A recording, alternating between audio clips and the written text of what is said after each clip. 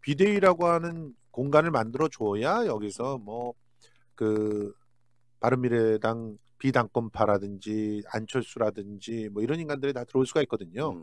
그러니까 뜻있는 사람들이 이 어떤 형식으로든 비대위를 만들려고 계속 노력을 할 것이다. 이렇게 보고 있습니다. 그런데 이제 문제는 황교안이에요. 이제 황교안이 정치력은 없는데 이 인간이 복수심은 많아요. 그렇기 때문에 이 복수심으로 막 누군가를 갖다 해하기 시작하면 그러면 비대위의 결성을 결사적으로 막아낼 수가 있겠죠. 이분은 실제로 자기가 살아야 된다라고 하는 절박함과 그리고 누군가를 향한 질투와 복수심으로 똘똘 뭉쳐있는 그런 아주 독특한 인간이기 때문에 그러면서도 자기가 몸으로 뭔가를 뭘 실천하고 뭘 얻고 컨텐츠를 쌓으려고 하는 생각은 전혀 없고 그러니까 누군가가 자기를 떠받들어 주기만 바라고 있는 아주 독특한 그 정말 절멸돼야 될 그런 캐릭터예요. 그러다 보니까 그런 캐릭터라고 보니까 이제 결과적으로 비대위를 끝까지 막아 세우려고 노력을 합니다. 저게 지금 자유한국당의 백드롭이에요. 네. 문재인 정부 심판하자 이런 소리거든요. 네. 지금 자유한국당에서 황교안이 먼저 심판받게 생겼다. 네. 지금 이 상황이에요, 이 상황. 그러니까 이게 보통 일이 아닌 게요. 정치인들은 자기 객관화가 쉽지는 않겠지만 자기 객관화를 할 수 있어야 성장하는 거거든요. 그럼요. 근데 지금 비대위 이제 우리가 계속 주장하는 이유가 고품격 이간질 방송이기 때문에 비대위로 안 가면 자유한국당 망한다. 그럼 계속 충동질해야 되는 거예요. 그 벽은 황교안에게 있습니다. 그러니까 황교안이 들어서기 직전 상황을 보시면 아실 텐데 전혀 어울리지 않는 사람이 자유한국당의 비대위원장을 했었고 그 과정에서 새로운 위원으로 전원책이 들어가서 칼자루를 뽑을 때 쇼를 하기도 했다가 도대체 그 꼴을 못 보겠다 해서 옹립해서 세운 게 지금의 황교안입니다. 맞아요. 황교안은 들어오고 나서 뭘 했느냐. 바깥에 나가서 생전 온실에 서울역 대합실도 걸어가기 싫어했던 양반 아닙니까? 맞아요. 그런데 그 양반이 바깥에 나와서 잠바 입고 그렇게 얘기도 했고 풍천 노숙해가면서 결국은 굶는 것까지 하다가 병원에 실려가기도 하고 연말에 대독 배현진을 시켜서 자신의 의견을 내세우기도 하면서 지금 현재 들어선 것은 유모 씨와 같은 유아무개만 있는 게 아니다라고 얘기하면서 당권에 대한 욕심을 버리지 않습니다. 이 당권에 대한 것은 본인 보기에는 대선으로 가는 씨앗인 거예요. 그렇죠. 절대로 당을 내줄 일이 없고 내가 이 몹쓸 고생을 해가면서 어울리지 않는 거를 내 나이에 다 했는데 내가 이걸 왜 내나 이건 내 거야 라고 움켜쥐고 있는 게 지금의 당의 모습입니다. 당을 내치고 있는 게 어떻게 보면 뭔가 좀 해낼 것 같은데 황교안이 욕심만 더덕더덕 있고 실천을 할 수 없는 사람이라는 거. 그러니까 저는 이 황교안을 보면은 이제 전광훈과 황교안은 사실은 쌍둥이에요. 쌍둥이인데 성경적으로 얘기하면 야곱과 에서 같은 스타일이에요. 그러니까 전광훈이 에서 같은 스타일이에요. 힘세고 털 많고 그냥 막 있는 대로 까고 뭐 이런 쪽이라면은 이제 뒤에서 약간 꾀를 부리면서 남을 이용해가지고 이간질 시키는 게 황교안 스타일인 건데, 근데 결국 둘이 살아남는 방법은 동일해요. 살아남는 방법은 지금 자기의 명분과 이름을 얻기 위해서 실제로는 그 자기를 신뢰하고 옹립할 수 있는 사람들이 다 죽어도 상관없다. 새로운 물을 채워도 된다. 이런 식의 생각을 하고 있기 때문에 기본적으로는 그 비대위를 용납하지 않는다는 거죠. 비대위를 얘기하는 인간들을 다 잘라내고 거기다가 기독자유당의 사람들을 채워넣을걸요. 그러면서 한기총과 자유한국당이 전혀 구분이 안 가는 사태까지 올 수도 있는 그런 상황까지 갈 것이다. 저 개인적으로는 지금 요즘 나가고 있는 의원들을 포함해서 이 새로운 당이 주목을 받으려면 뭔가 얼굴이 하나 있어야 되는데 지금 만약에 황교안을 쫓아내고 비대위를 간다 하게 되면 그건 딱 하나가 있습니다. 황교안이 비례 자유한국당에 가서 당대표라고 있는 거죠. 그렇게까지 극단적으로 가는 상황이 코미디스럽게 벌어지지 않는 한 황교안은 절대로 나가지 않을 것이고 황교안이 지금 갖고 있는 포지션은 대선을 가기 위한 노름입니다. 맞아요. 거기서 무엇까지 할 수 있느냐라고 얘기를 하고 있는데 황교안은 지금까지 폼나는 일만 해봤지 손에 피 묻히거나 물 묻혀서 뭐 해본 적이 없어요. 종로에도 안 나간대잖아요. 당연히 안 나갈 거라는 건 우리 모두 알았잖아요. 새 가슴에다가 본인 스스로 국회의원을 왜 해야 되는지 당위성도 없고 특히나 국회의원들 몸싸움하는 거 보면서 얼마나 힘들었겠습니까. 본인 체력이 안 되는 게 그게 드러났을 텐데 그런 거 보면서 저는 국회의원도 뜻없고 오히려 의원하다 자기가 안철수처럼 무능한 게 드러나게 될까봐 그렇죠. 걱정하는 것도 있다고 생각합니다. 맞아요. 그럼 바로 가만히나 있으면 대선으로 갈 텐데 괜히 국회의원 한다 그러다 지난번 선거 때 있었던 거 도운 것도 생각날 것이고, 그러니까 저는 황교안이 비례자유한국당 대표로 가지 않는 한 절대로 물러서지 않는다. 전 그렇게 봅니다. 근데 지금, 비례한국당 대표는 안 간다고 선언을 했습니다 이미. 그 말 뒤집는 이게 것도 재밌을 정치를 보니까요. 내가 느낀 건 뭐냐면은 양보하는 놈이 결국 이겨. 그러니까 예를 어떤 들어서 면에서. 지금 홍준표 등에서는 분위기가 비대위 쪽으로 몰고 있는 거예요. 황교안으로는 안 된다. 더 망한다 이런 거고. 이제 황교안 같은 경우는 일단 기존 정치인들에 대한 불신이 좀 큰 사람이에요. 보니까. 그리고 자격지심도 있는 거지. 정치 국회의원 한 번도 못 해본 어떤 자격지심도 있는 거라고 봐요. 근데 정치라는 건 그런 거거든요. 어떤 특정 위치에 있는 사람, 특히 당권을 쥐고 있는 사람이 자기가 갖고 있는 그 모든 권한, 예를 들면은 지금 최고의 권한은 공천권이잖아요. 예. 이런 것들을 다 내려놓고 하니까 민주당 잘 내잖아 지금. 당대표가. 예. 내가 이제 개인적 욕심이 없으니까 조금 불만스러운 게 나와도 찍소리 못하는 거예요. 맞아요. 당대표가 가장 손해를 보고 있는데, 예. 근데 황교안 같은 경우는 지금 공천권 쥐고 흔들 태세를 갖고 있는 데다가 자기가 험지에 나갈 생각도 없고. 근데 그 당에서는 어. 그렇게 해서 뭔가 내려놓게 하면 존경받는 게 아니라 저래서 돈 모으겠어? 라는 생각을 했으니까 쥐고 있는 게 문화가 오히려 다르다 이거지. 그쪽에서는 그걸 쥐고 있어야 오히려 당을 끌고 갔구나 이렇게 볼 수 있을 거예요. 그러니까 나가고 있는. 그거는 그러니까 뭐랄까 세련된 기술들이 필요하다는 거죠. 그러니까 뭔가 내려놓는 것처럼 보이면서 뒤로 알짜를 챙기는 그런 사람들을 존경을 하는 거죠. 근데 일단 내려놓는다는 제스처 자체를 할 줄 알아야 된다는 거예요. 근데 그 근데 제스처를 했었던 사람이 여럿 있는데 그 중에 하나가 김무성이고, 예. 김무성이 그 다음에 힘을 잃었다는 건 우리 모두 알고 있는 일이고, 실제로 내려놓으면 안 되는데 이 저희로서는 나쁠 게 아니라 황교안이 지금 움켜쥐고 사실 무슨 결정을 내리질 못해요. 그리고 옆에서 얘기해줄 중진도 남아있지 않아요. 맞아요. 여상규는 나가면서 황교안한테 너 이렇게 할 거야? 라고 소리를 지르고 나간 셈이고, 예. 3선밖에 안 됐지만 이 한성교가 했던 걸 보게 되면 지금 자유한국당이 갖고 있는 딜레마가 그대로 보여요. 나가면서 황교안에게 힘을 실어주기 위해서 예.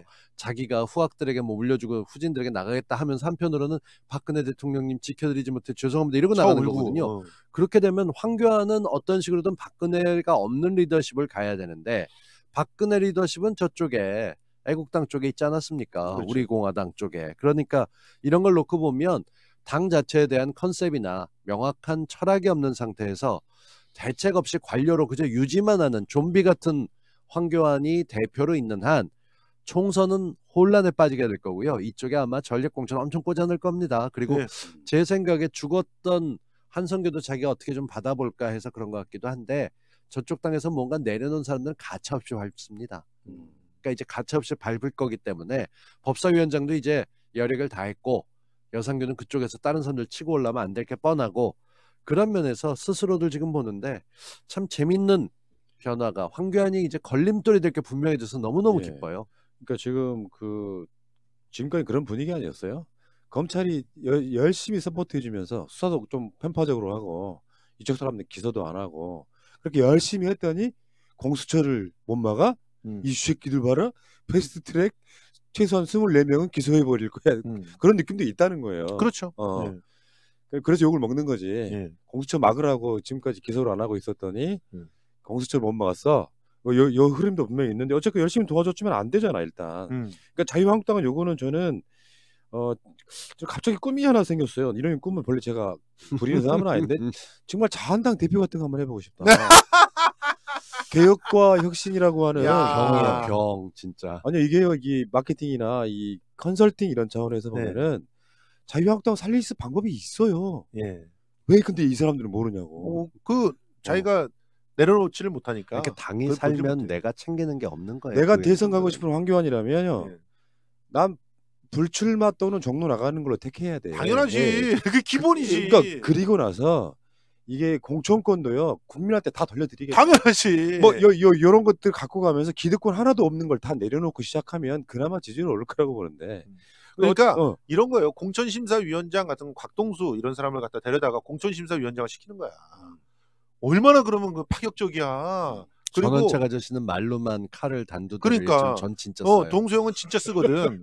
그러면서 우리가 그 진보인 줄 알았지만 실제로는 이 사람 보수다 이러면서 절 보내주세요. 그러면서 딱 데리고 와가지고 공천심사위원장을 딱 시키고 그리고 우리가 배워야 될 건 배워야 된다 그러면서 자기가 먼저 종로에 가가지고 딱 나는 여기서 이낙연을 낙마시키겠다 이러면서 거기에 지금 판 깔고 거기 저 사람들 만나고 다니고 뭐 이런 상황 그런 상황을 그러면서 주로 이렇게 그런 거 있잖아요. 그 전동 그 뭐지 바퀴 하나만 있는 거 이런 거 타고 다니면서 좀 젊은 이들한테 어필하면서 이러면서 다녀야 되는 거야. 비대위도 받을 거 다 받아. 그러면서 가야 나중에 미래가 있는 거지. 지금처럼 저렇게는 진짜 미래가 그냥 없는 거예요. 유튜브를 통해서 고릴라님께서 진중권을 공천위원장으로 앉혀놓으면 좋겠다. 야, 그렇지. 그런 것도 하나의 방법이라니까. 뭐가 됐건 자유당은 지금 비대위로 가고 싶어하는 외부 세력이 있습니다. 그리고 당권파로 돼 있는 황교안이 했던 초선과 그 비권 밖에 있는 사람들 어떻게든 한 자리 치고 들어가려는 사람들이 있으니까 스스로 진통을 겪을 거예요. 안팎에서 진짜 자중질환이 벌어질 걸 기대하면 될 텐데. 야, 이거 진짜 획기적이다. 근데 형이 말했지만 진중권을 인재 영입 케이스로 발표하면서 그러면서 진중권에게 공천심사위원장을 주면서 비례 2번을 주는 거야. 골치 아프다. 어떡하다 이렇게 됐니 진 교수. 아 정말. 야, 고품격 이간질 방송 새날 송동일이었습니다. 어쨌건 그게 있잖아요. 잘 생각해 봐봐. 그러면 정의당도 살아. 그러니까 지금은요 어떤 게 있냐면은 우리 쪽에서도 그런 분들이 계셔요. 자유한국당이 생각보다 선전할 거다. 그러니까 우리 쪽 지지자들 중에 일부 계시고 일부 언론은 바뀐 선거제도 때문에 자유한국당이 더 선전할 거야 라고 하는 그 생각이 있으니까 쪼르르 가서 비례 자유한국당을 등록해버리잖아요. 어제 그렇게 했다고 그러더만.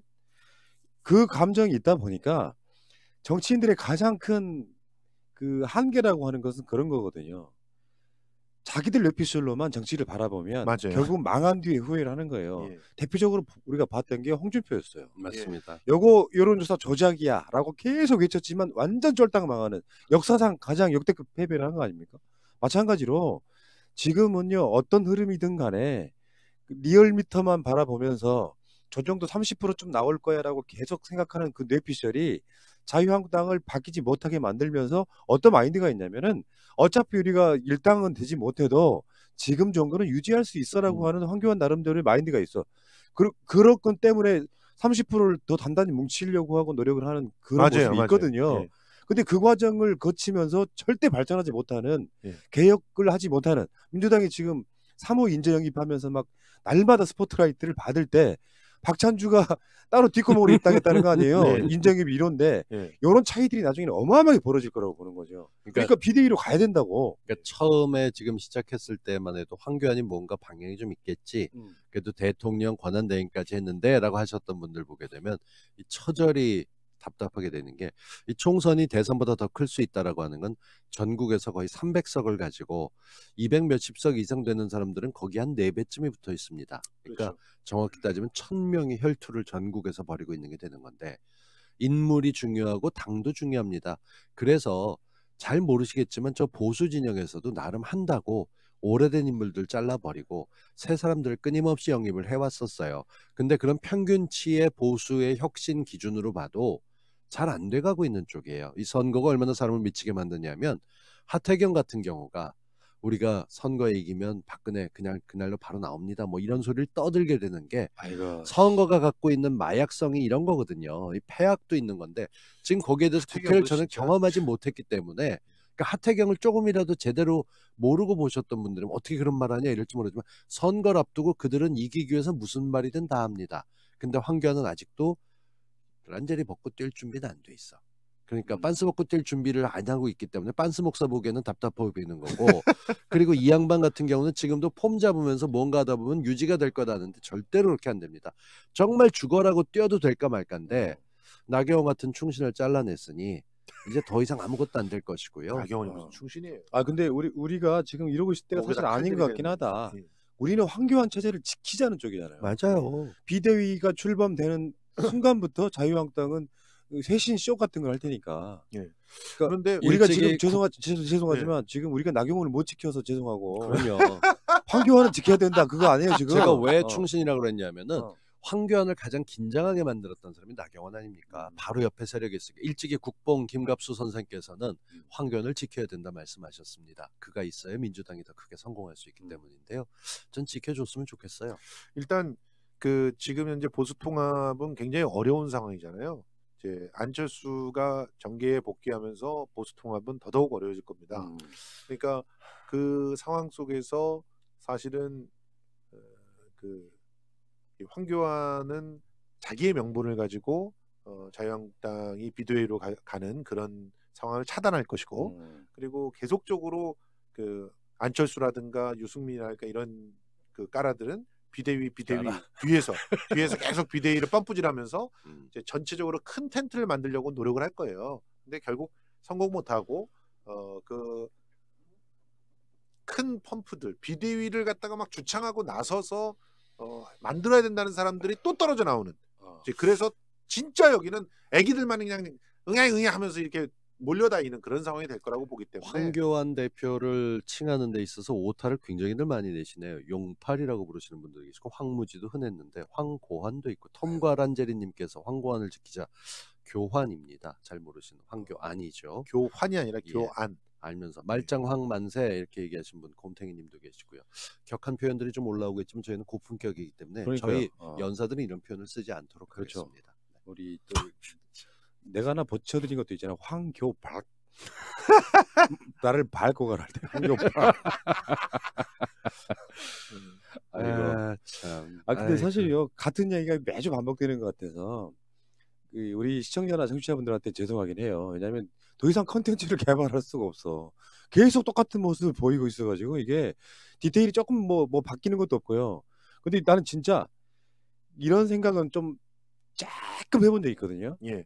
아니 근데 그러니까 잠깐만. 예. 정치에 들어오기 전에 황교안이라고 하는 사람은 의 전 총리 또 사실 어떻게 보면 그 박근혜의 이 어떤 수족으로서 그렇죠. 뭔가 나쁜 짓을 했던 바로 그런 사람으로 봤지만 정치권 들어와서 그 사람이 어떤 모습 보여줄까에 대해서는요 사실 너무 무색무취해서 그냥 무능할 거라고만 봤는데 그것을 의식했던지 뭔가 강경투쟁 일변도에 코스염 기르고 사실 가죽장갑에 가죽장갑 낀 이런 느낌이긴 한데 사실은 싸워보면 아무것도 없는 예. 진짜 허당인 동네 양아치 같은 딱 그 정도 수준밖에 안 되는 게 그냥 눈에 보이지 않습니까? 예. 최소한 국무총리 정도 지냈다면 국가에 대한 어떤 그 행정이라든지 이런 쪽에 있어서는 문 대통령과 거의 결이 비슷해야 돼요. 한 번쯤은 뭔가 조금이라도 더 도와줘야 되는 근데 그게 전혀 없다는 게 깜짝 놀라고 그 중에 하나죠. 그러니까 이렇게 빌 수가 없다 싶을 정도까지 비어 있는데 들어와서 비대위원장에서 당 대표가 되면 그래도 좀 뭔가 끌고 나가겠지 했는데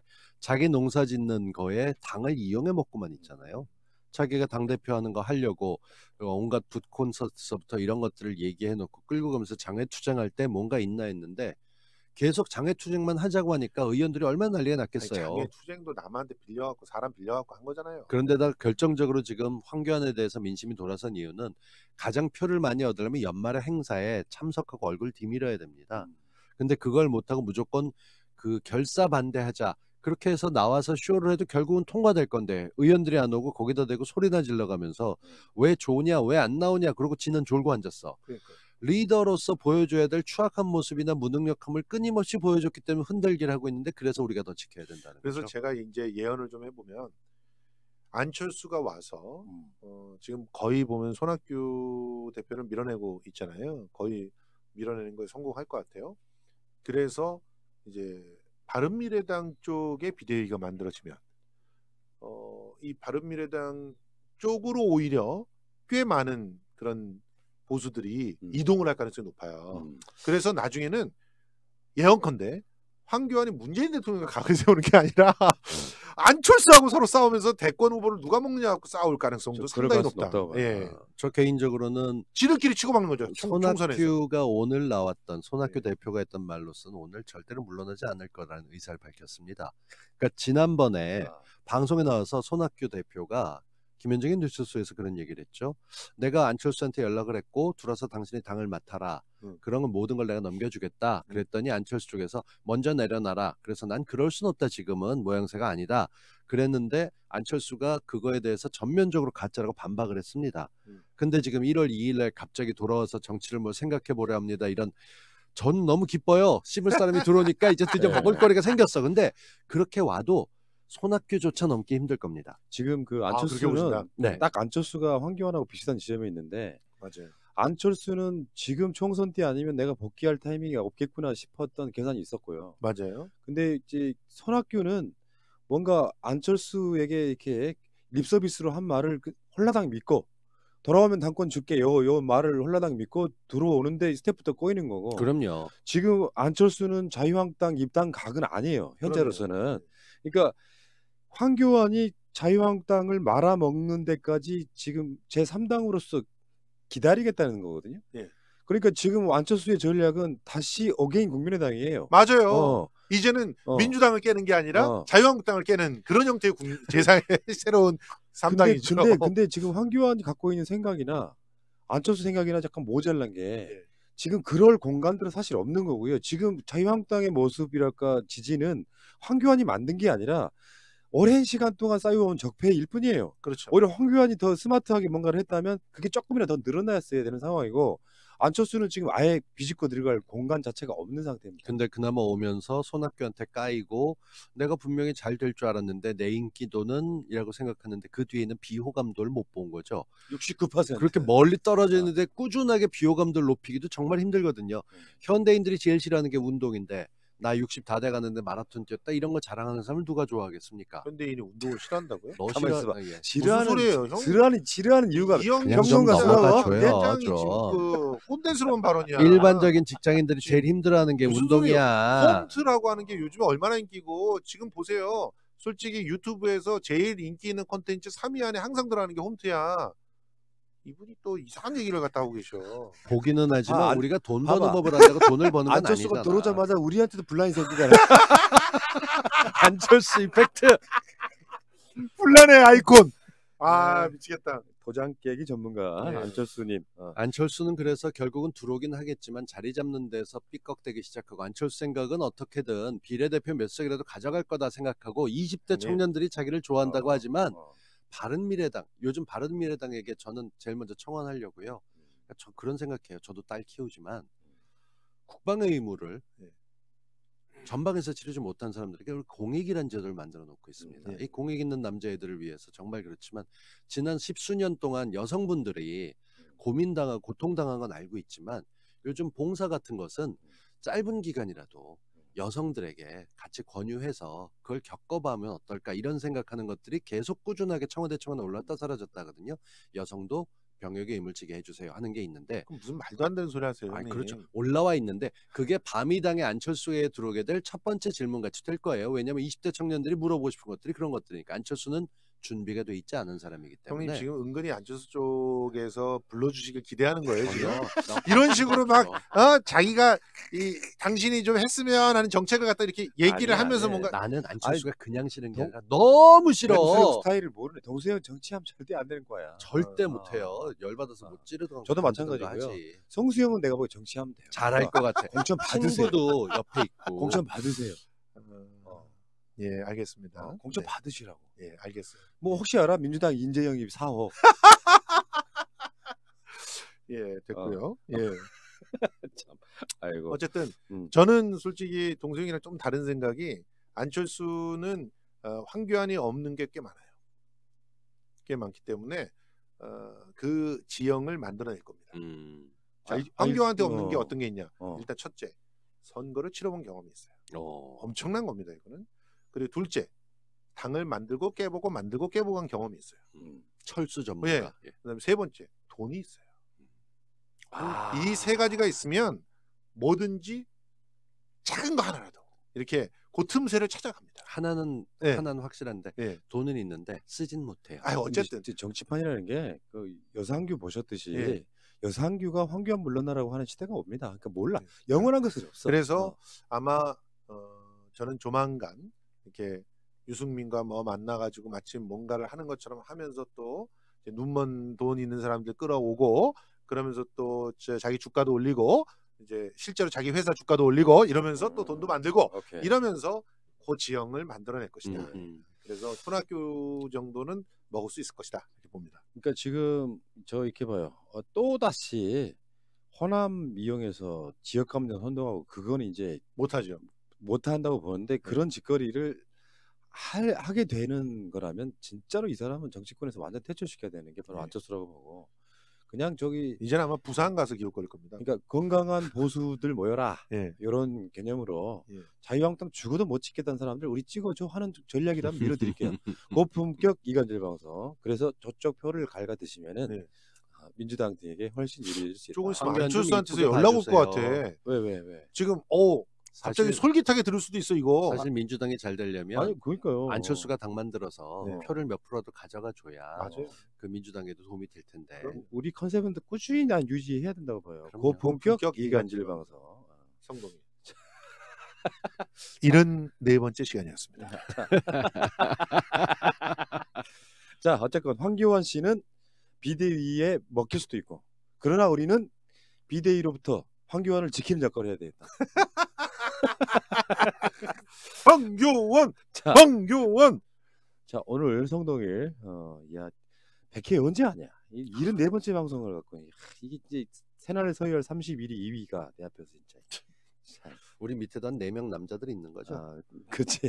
파란 남자들. 아유, 그나마 남자들이 있었어요. 그리고 또 있어. 저 평일날 나오시는 청국장. 우리 인턴분들도 있고 청국장도 있고 제 서열이 지금 45번째까지인가 있어요. 다행이다. 아직 멀었어. 자, 갑시다. 우리 당 하나 만들까? 당? 우리 비례 뭐 하나 당 하나 만들까? 새날당. 자, 재밌네요. 나날이 재밌네요. 나 조국 장관 구속영장 기각 이유는 난 너무 좋아. 그냥. 자, 좋은 일만 생기고 그러니까요. 있습니다. 새해가 되면서 계속 또 좋은 일만 있을 겁니다. 자, 여러분 아직도 구독 안 하신 분들 있죠. 새해 그러시면 복 많이 못 받으세요. 구독 좀 부탁드리고요. 저희는 물러갔다가 이따가 새날은 5시에 다시 오고요. 두 분은 물러갔다가 다음 주에 또 뵙겠습니다. 고맙습니다. 고맙습니다. 새해 복 많이 받으세요. 자, 다시 한번 해보는 거야. 자, 다시 한번 싸우는 거야. 자, 손 맞잡고 어깨를 걸고 우리 함께 이기는 거야. 자, 다시 한번 해보는 거야. 자, 다시 한번 싸우는 거야. 자, 손 맞잡고 어깨를 걸고 우리 함께 이기는 거야.